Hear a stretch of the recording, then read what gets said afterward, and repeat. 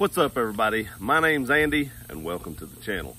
So this is going to be kind of like a channel update, things to come, possibly what's on my mind, what I've been doing lately. I've been having a little bit of fun and just kind of get you all up to date, especially for some people that may be new or some people just may be watching the channel. So this is just kind of an update.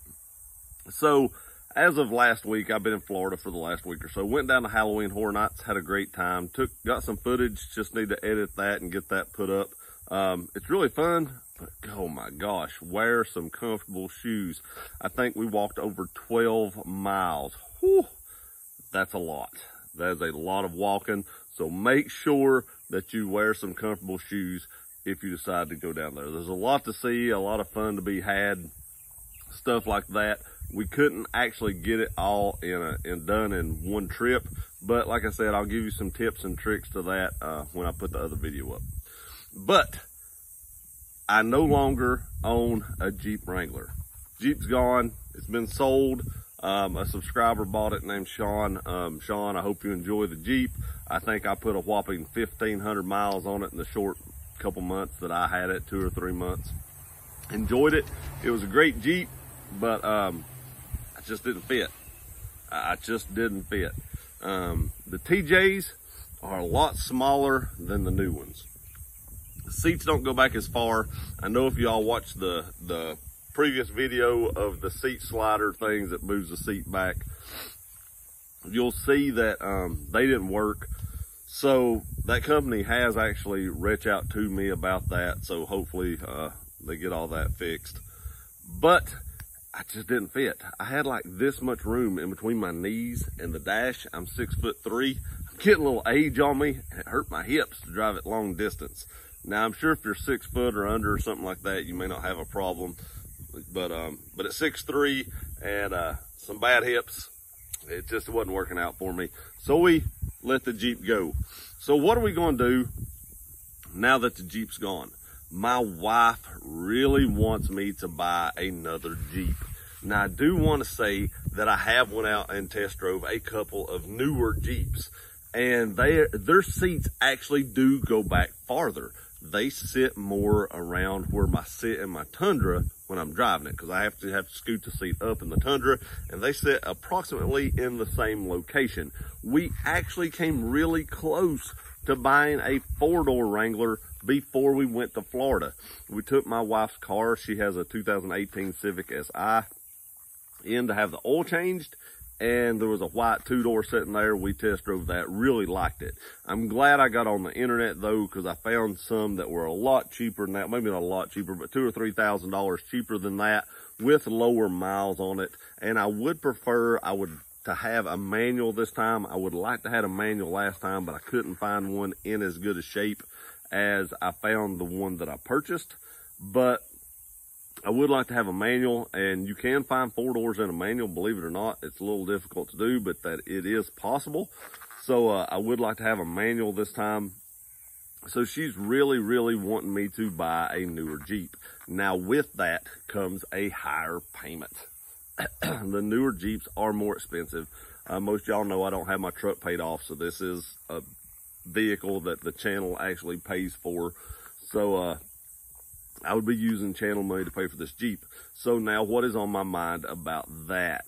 So if I buy a newer Jeep, they're probably in the $24,000 to $25,000 price range. Now I do have some money saved up to put down on that to knock that payment down some, but I still would like to get that paid off as quick as possible. This is the part that I've not told my wife yet. I've let y'all in on this, but I don't know.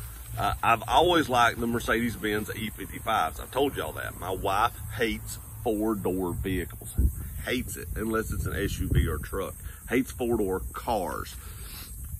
The Mercedes-Benz has like 469 horsepower and like 516 foot-pounds of torque, and it is one of the biggest sleepers right off the factory, in my opinion. Now, the 2003 to 2004 model years are getting affordable. You can find them $12,000 to $14,000 with decent miles on those. And they would smoke my Roush Mustang. Now, kind of what I'm thinking right now, this is just what I'm thinking right now, is if I find a Jeep around that price range and I buy it, and And on the other hand, you can find Jeep with decent miles on it for $25,000. But if I do that, maybe I sell the Roush, make a little bit of profit over what I've got in it, and take some of that money and buy an E55. Now, I would still have a car that would totally outrun the Roush. It would totally scream. It would be so fun to pull up beside people in a sleeper four-door family Mercedes and just blister them off the line. And for $500, you can change a pulley and get them over 500 horsepower and almost 600 foot-pounds of torque. And then they're really screamers. I watched a video the other day where a guy had one. He ran like 11.5 in the quarter at 123 mile an hour, 125 mile an hour, something like that. So you can get these cars running pretty good. Now, I originally wanted a 5.0 Mustang.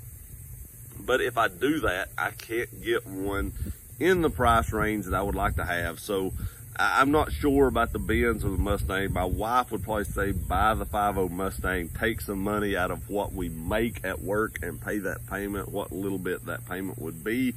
I'll have to have that discussion.